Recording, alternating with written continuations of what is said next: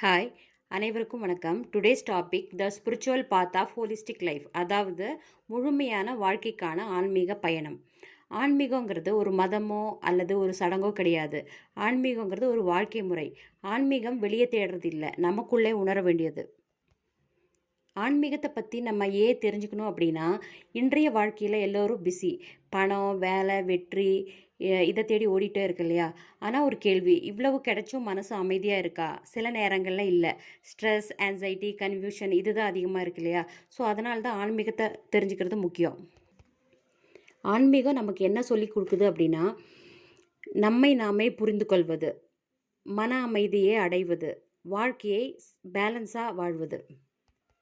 இப்போது first one, நம்மை நாமே புரிந்து கொள்வது அப்படின்னா, நம்ம தினமும் பல விஷயங்களை புரிஞ்சுக்க ட்ரை பண்ணுறோம் இல்லையா? மற்றவங்கள பற்றி, உலகத்தை பற்றி, சூழ்நிலைகளை பற்றி. ஆனால் முக்கியமான விஷயம் மட்டும் நம்ம மறந்துடுறோம். நம்மையே நாம் புரிஞ்சுக்கிறது. இதோட அர்த்தம் என்னென்னா, நான் யார், உண்மையாக நான் என்ன நினைக்கிறேன், என்ன விரும்புகிறேன். அப்புறம் நம்ம எண்ணங்களை கவனிக்கிறது. நான் பாசிட்டிவாக சிந்திக்கிறேனா, நெகட்டிவாக சிந்திக்கிறேனா அப்படின்னு சொல்லிட்டு. அப்புறம் நம்ம உணர்வுகளை, ஃபீலிங்ஸை புரிஞ்சிக்கிறது. நம்ம கோவப்படுறோன்னா, எனக்கு ஏன் கோவம் வந்துச்சுன்னு கேட்குறது தான் செல்ஃப் அண்டர்ஸ்டாண்டிங். இது மற்றவங்கள குறை சொல்கிறது கிடையாது, நம்மளை நாமே ஆராய்ஞ்சு பார்க்குறது.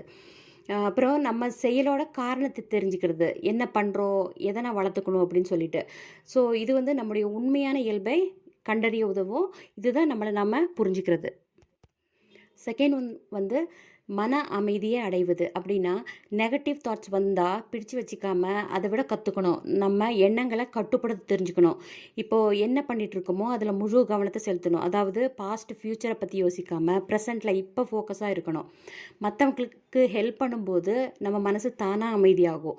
இயற்கையோட நல்லா இணைஞ்சிருந்தால் மனசு வந்து நல்லா ரெஃப்ரெஷ்ஷாக இருக்கும். நம்ம மனசோட நம்ம ஃப்ரெண்டாக இருந்து நம்மளையே நம்ம தப்பு சொல்லாமல், குறை சொல்லாமல் புரிஞ்சிக்க ஆரம்பிக்கணும். ஸோ அமைதியும் சந்தோஷமும் தேடுற இடம் வெளியே இல்லை, நமக்குள்ளே தான் இருக்குது. தேர்ட் ஒன் வந்துட்டு வாழ்க்கையை பேலன்ஸாக வாழ்வது அப்படின்னா, வேலை மட்டும் வாழ்க்கை இல்லை. வேலை, குடும்பம், ஓய்வு, நமக்கான நேரம் ஈக்குவலி முக்கியம். நேரத்தை சரியாக பயன்படுத்தி முக்கியமானது எதுன்னு பார்த்து கவனம் செலுத்தணும். அதாவது பணம் மட்டும் அல்ல, மன அமைதியும் முக்கியம். உடல் மட்டும் அல்ல, மன ஆரோக்கியம் முக்கியம். வெற்றி மட்டும் அல்ல, மகிழ்ச்சியும் முக்கியம். நெக்ஸ்ட்டு வந்துட்டு யோகா, தியானம். சிலர் சொல்லுவாங்க இல்லையா, யோகா, தியானம் எல்லாம் செஞ்சால் போதும், அது ஆன்மீகம்னு சொல்லுவாங்க. ஸோ ஆனால் தியானம் செஞ்சுட்டு வெளியே வந்து பொய் சொல்கிறது, கெட்டது பண்ணுறது, இதெல்லாம் பண்ணால் ஆன்மீகம் கிடையாது. அஃப்கோர்ஸ் யோகா வந்து உடல் ஆரோக்கியத்துக்கு நல்லது, சுவாசம் சீராகும் இல்லையா? தியானம் பண்ணுறது வந்து மனசை அமைதியாக்கும், கவனத்தை ஈர்க்கும். ஸோ யோகா, தியானம் ரெண்டும் நம்ம மனசுக்கும் உடம்புக்கும் ரொம்ப நல்லது. ஸோ அது எல்லோரும் செய்யணும். ஆனால் உண்மையான ஆன்மீகங்கிறது நல்ல எண்ணங்கள், நல்ல செயல்கள், அன்பு, கருணை, மன அமைதி இதில் தான் இருக்குது.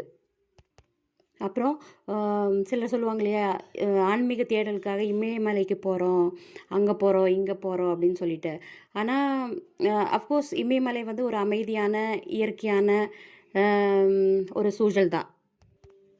ஆனால் நம்ம எங்கே இருந்தாலும், வீட்டில் இருந்தாலும் சரி, வேலை பார்த்தாலும் சரி, நல்ல எண்ணம், நல்ல செயல், மன அமைதி இதை பயிற்சி செஞ்சால் போதும், அதுவே ஆன்மீகம்.